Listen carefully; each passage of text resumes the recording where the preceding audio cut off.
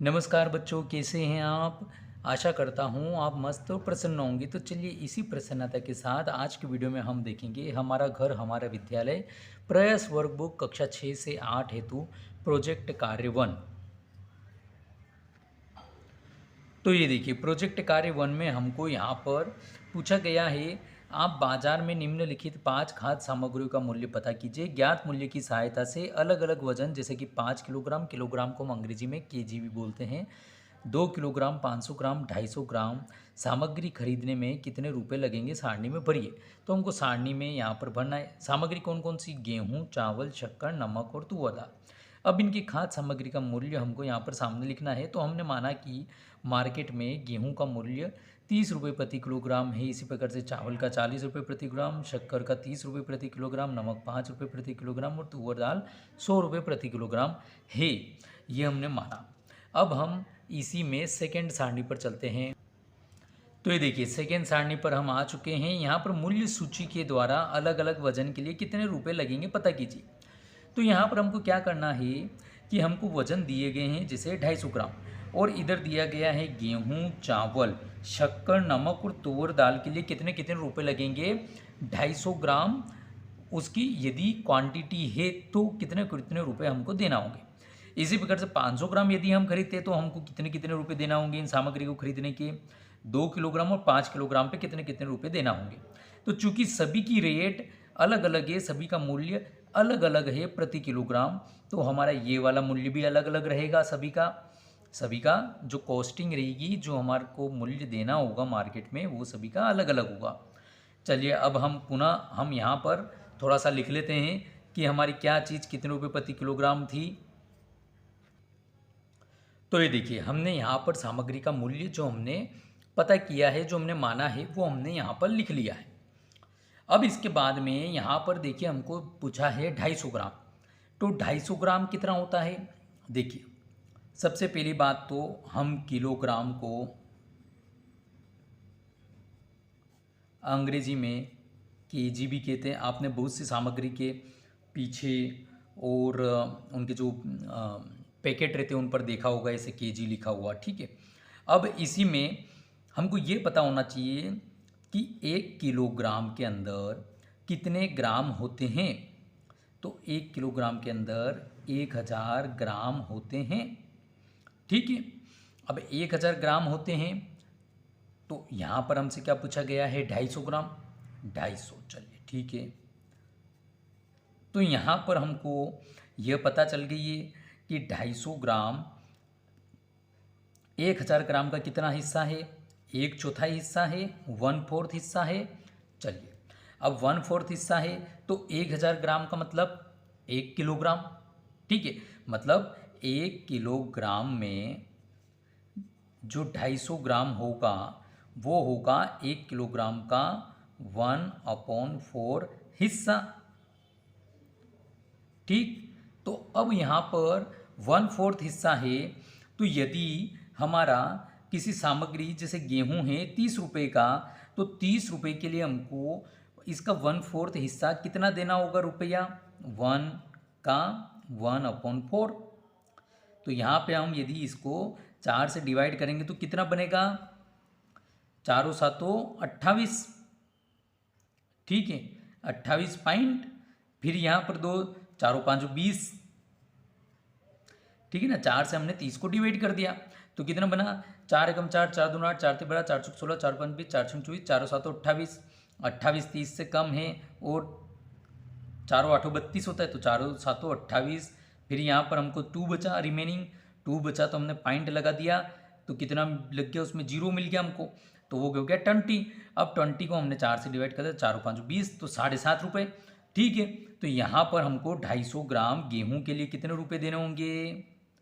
7.5 रुपये देने होंगे, ठीक है। ये आप चाहें तो ऐसा रुपये लिख लीजिए। अब इसी प्रकार से यहाँ पर चावल हमारा कितना था? 40 रुपये। तो यहाँ पर 40 में भी हम क्या करेंगे? 40 का भी 1/4 कर लेंगे।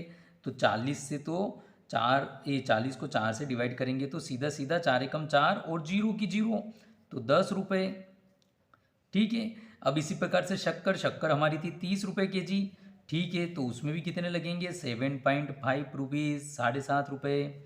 ठीक है, अब उसके बाद नमक, नमक हमारा था 5 रुपये के जी। कितना था 5 रुपये के जी। अब 5 रुपये के जी का भी 1/4 आप कर लीजिए।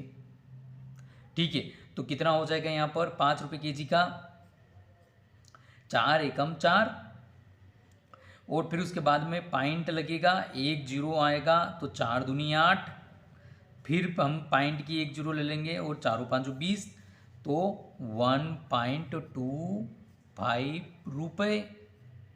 ठीक है, मतलब 1.25 रुपये हम हिंदी में इसको कह सकते हैं। फिर उसके बाद में तुअर दाल, तुअर दाल थी हमारी 100 रुपये प्रति के जी। अब 100 को हमने 4 से डिवाइड कर देंगे क्योंकि 1/4 हिस्सा हमको निकालना है, तो 4 एकम 4, 4 दूनी 8। ठीक है, अब बचा कितना 2 और ऊपर की 1 जीरो आ गई, तो 4 5 20, 25 रुपये, 25 रुपीज़। ये हम यहाँ पर रुपए लिख देंगे इसको।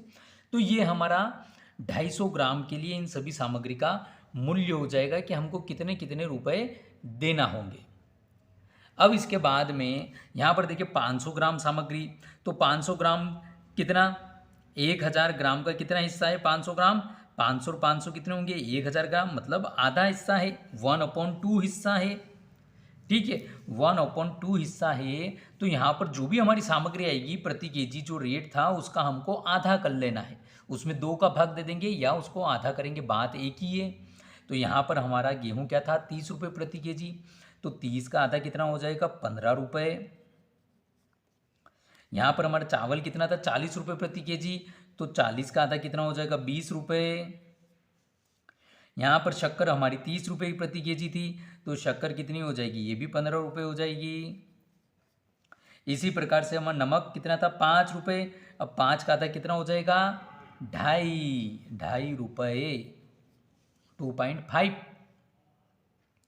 और हमारी जो तुअर दाल थी 100 रुपीज़ पर केजी थी, तो इसका आधा कितना हो जाएगा, तो 50 के 2 रुपये, 2 नोट मिलेंगे तो 100 रुपये हो जाते, तो बस ये 50 रुपये हो गए। अब इसी प्रकार से 2 केजी, अब 2 केजी यहाँ पर हमसे क्वांटिटी पूछी गई है, तो हमने अभी तक जो भी सामग्री का रुपये निकाला था वो कितना था 1 केजी का था, तो अब हमको 2 केजी का करना है, तो 2 केजी के लिए हम इसको डबल कर देंगे, क्योंकि 1 केजी 30 रुपये का, तो 2 केजी इसमें 2 का गुणा हो जाएगा। अभी तक हम ग्राम के लिए भाग कर रहे थे, ठीक है, लेकिन अब हमारे पास में ज़्यादा क्वांटिटी हमको खरीदनी है, जितने की हमने प्रति केजी निकाला है हमको 2 केजी खरीदना है, तो हम मल्टीप्लिकेशन करेंगे। ठीक है, तो क्या है कि यहाँ पर 2 केजी है, तो 30 रुपये 1 केजी के, तो 30 गुणित हम करेंगे 2, तो यहाँ पर क्या है 3 दूनी 6 और 1 जीरो की 1 जीरो आ गई, तो ये हो गया हमारा 60 रुपये। इसी प्रकार से चावल हमारा कितना था 40 केजी, तो 4 दूनी 8 और 0 की 0 80 रुपये। इसी प्रकार से शक्कर हमारी 30 रुपये प्रति केजी थी, तो ये भी कितना हो जाएगा 60 रुपये। इसी प्रकार से नमक हमारा 5 रुपये था, तो 5 और 5 कितने होंगे 10, बिल्कुल सही। अब यहाँ पर तुअर दाल हमारी थी 100 केजी, तो 100 रुपये में 100 रुपये आप ऐड करेंगे तो कितने रुपए हो जाएंगे 200 रुपये। ठीक है बच्चों, समझ में आ रहा है? चलिए, बिल्कुल आपको समझ में आ रहा होगा। अब देखिए, हम 5 केजी की रेट हमको लिखना है। अब यहाँ पर 5 केजी हमको मूल्य लिखना, 5 केजी सामग्री का प्रत्येक का। अब हमारे पास में रेट हमको अवेलेबल है 1 केजी के, तो अब इसमें हमको 5 का मल्टीप्लिकेशन करना होगा, मतलब 5 का गुणा करना होगा। ठीक है, तो 5 का गुणा करना है तो बहुत ईजी है, 30 रुपये प्रति केजी है और गुणित हम 5 कर देंगे, ये इस प्रकार से। तो कितना हो जाएगा 0 की 0 और 3 5 15, तो यहाँ पर 150 रुपये हो गया। ठीक है ना, कि 5 किलो गेहूँ हमको 150 रुपये में मिलेंगे 30 रुपये प्रति केजी के मान से। अब इसी प्रकार से हमारे पास में चावल है, चावल हमारे पास में 40 रुपये हैं। तो देखिए बच्चों, मैं अभी जो है यहाँ पर आपको समझाने के लिए इधर साइड में आपको हल करके बता रहा हूँ, लेकिन यह कार्य आप आपकी रफ कॉपी में करिएगा, इसको इस प्रकार से गंदी नहीं करना है। लेकिन चूंकि आपको यहाँ पर मुझे बताने के लिए अभी और मैं दूसरा कागज़ लेऊँगा, तो किसी प्रकार का आपको कन्फ्यूज़न नहीं हो, एक ही जगह सभी चीज़ दिखे, इसलिए मैं आपको यहीं पर ये चीज़ लिख कर बता रहा हूँ। तो 5 में 0 का गुणा करेंगे तो 0 ही आएंगे, क्योंकि 0 में किसी भी संख्या का मल्टीप्लिकेशन करते तो हमको उसका आंसर रिजल्ट जो रहता है वो 0 ही आता है। और 5 चौक 20, तो 200 रुपये हो गए। इसी प्रकार से हमारे शक्कर जो थी वो भी 30 रुपये प्रति केजी थी, तो वो भी कितने 150 रुपीज़, 150 रुपये। नमक था 5 केजी, और 5 में 5 का मल्टीप्लिकेशन करेंगे तो कितना आएंगे, 5 के 25, तो ये 5 5 जा 25। तुअर दाल थी हमारी 100 रुपीज़ पर केजी, 100 रुपीज़ पर केजी में ये 5 का मल्टीप्लिकेशन तो 0 में 5 का मल्टीप्लिकेशन तो 0, फिर 0 में 5 का मल्टीप्लिकेशन 0, फिर 5 में 1 कम, 1 में 5 का मल्टीप्लिकेशन 5, तो ये हो गया 500 रुपये। तो ये इस प्रकार से हमारा प्रोजेक्ट 1 कंप्लीट हुआ। उम्मीद करता हूँ आपको ये समझ आया होगा, और इसी के साथ हम अगले वीडियो में मिलेंगे अगले प्रोजेक्ट कार्य के साथ। ओके, थैंक यू, धन्यवाद।